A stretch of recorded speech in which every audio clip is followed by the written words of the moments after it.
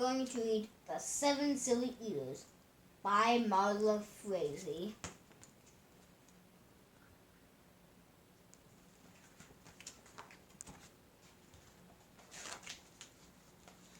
Not so long ago, they say, a mother lived just like today. Mrs. Peters was her name. Her little boy was named the same. Now Peter was a perfect son, in every way except for one.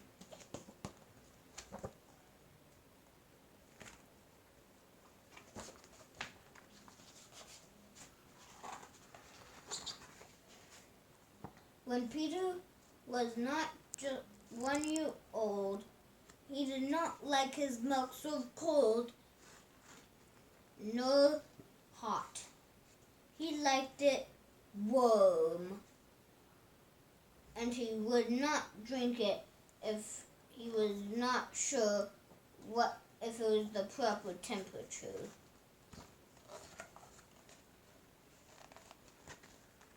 But Mrs. Peters did not mind. She was a mother, sweet and kind, and when he spilled the milk on the floor, she patiently prepared some more. She'd take the bottle from the shelf and chuckle softly to herself. What a silly sort of eater is my darling baby Peter.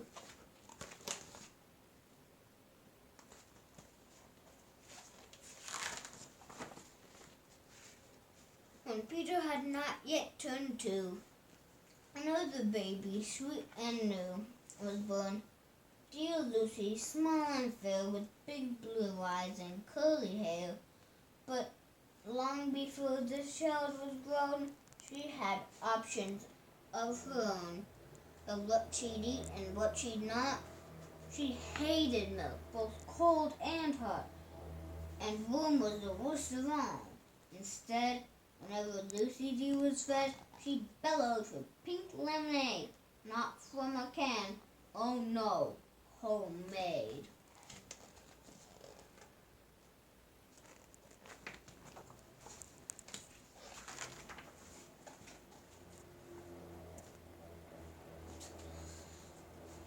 But Mrs. Peter did not mind.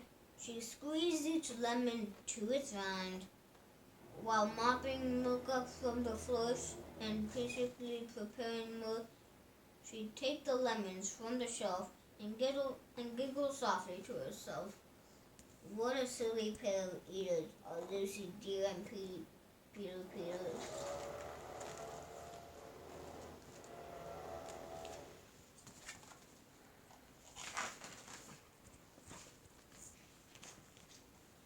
Now Lucy grew and Peter grew, till he was 3 and she was 2.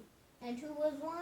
Why, little Jack, with eyes so brown and hair so black. A happy baby, never cross, but all he'd eat was applesauce.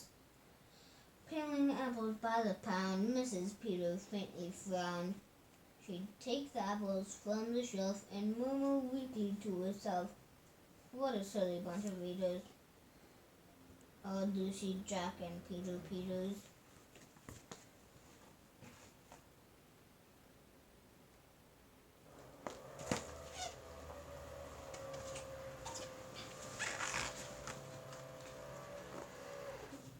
Peter, Lucy, and young Jack had another brother, Mac.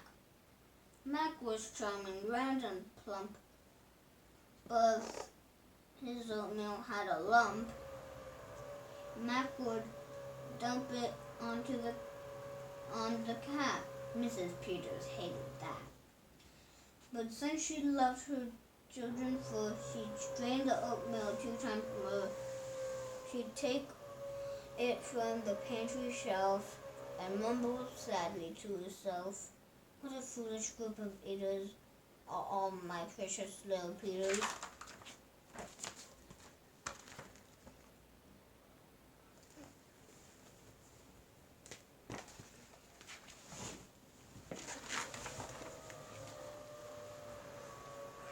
Before another year was through, who came along? Why, Mary Lou. She was a darling, sweet and bright, and had a healthy appetite. That is, as long as she was fed soft and squishy homemade bread. Poor Mrs. Peters got no rest, but still she did her very best. She'd take the flour from the shelf and murmur feebly to herself, "What a fussy bunch of eaters are all my lovely little Peters."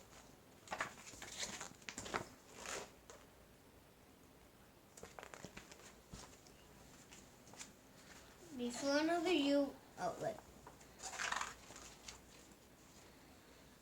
a year rolled by, the children grew. They really were a splendid crew, sighed Mrs. Peters, pinning pins and diapering her brand new twins. Little sisters, quick and smart, impossible to tell apart. But flowed like poached dates, ran like fried, and if she mixed them up, they cried. Tired to the very bone, Mrs. Peters groaned a groan. She'd take the eggs down from the shelf and whisper weakly to herself, "What a persnickety young eaters, all my 7 little Peters." Now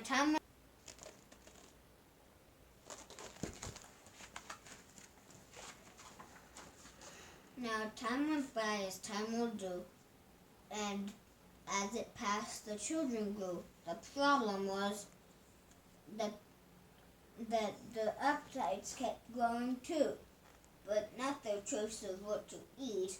Each child continued to repeat. They wanted what they had before.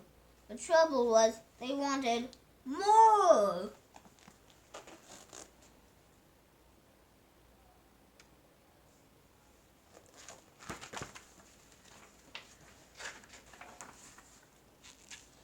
Creamy oatmeal, pots of it. Homemade bread and lots of it. Peeling apples pie by the peck.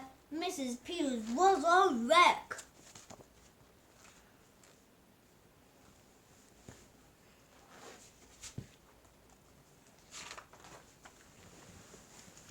She wiped her brow and heaved a sigh. Another year was passing by. In fact, she realized with sorrow her birthday would arrive tomorrow. Slowly she shook her head and really went up to bed.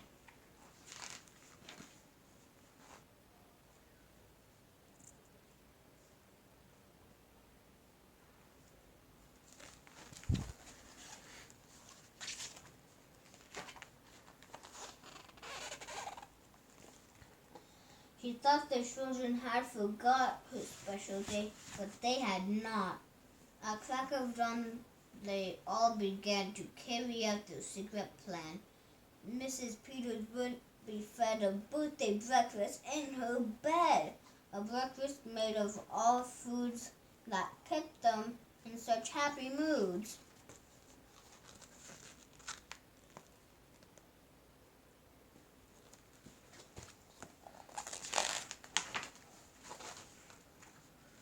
So while the weary mothers slept, down the stairs the children crept, and from the cupboards and the shelves happily they helped themselves. Cheerfully they chopped and stirred, preparing what they each preferred. But despite the pains they took, since nobody knew how to cook, to measure things and make them hot, the more they tried, the worse it got.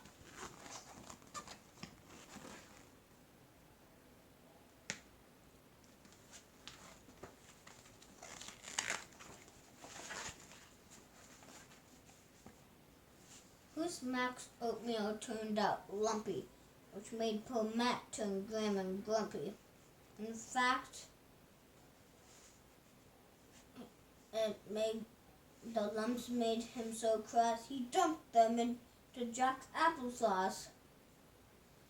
This bothered Jack so much he threw it into the door of Mary Lou, who tossed the mishmash that made straight into Lucy's lemonade, and that put her in such a huff she poured the eggy sticky stuff into the double frying pan that held the eggs of Flo and Fran, who flung the hodgepodge on the spot into the milk in Peter's pot.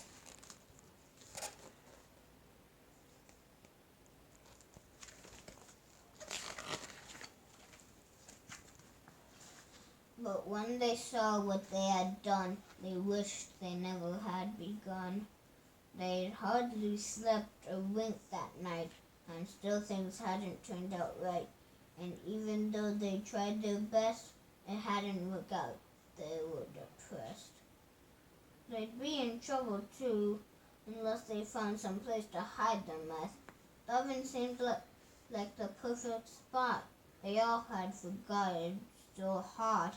They stuck the pot inside, and then they all went back to bed again.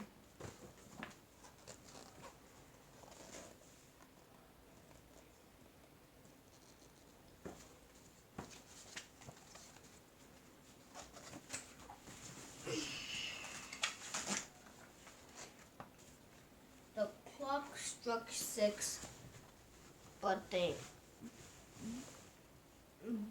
on they slept. Meanwhile, their mother softly stepped down the kitchen, smelled a smell.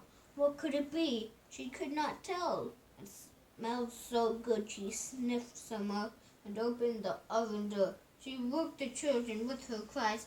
They all came running in surprise. And in the kitchen, what they found was Mrs. Peters dancing around.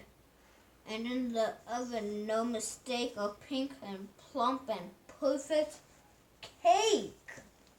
Cake!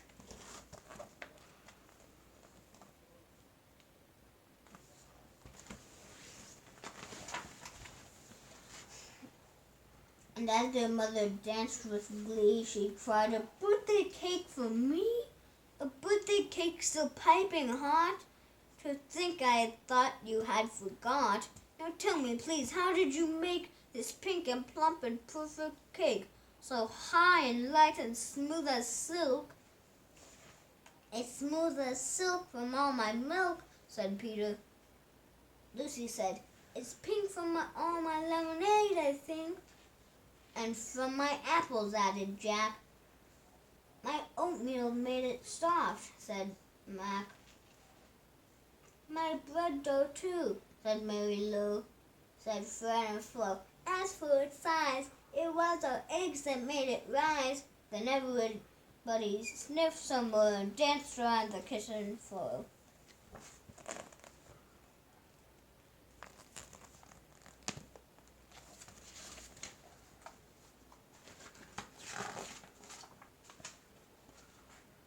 They put the cake upon a dish and lit the candles. "Make a wish," the children cried, "before you blow."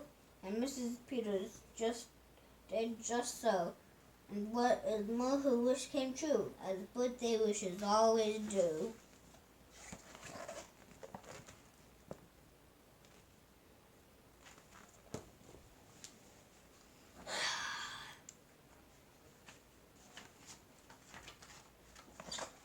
And from that day to this, 'tis said, the Peters family always fed a single simple meal, just one meal that's good for everyone, a meal on which they all agree, made from their secret recipe.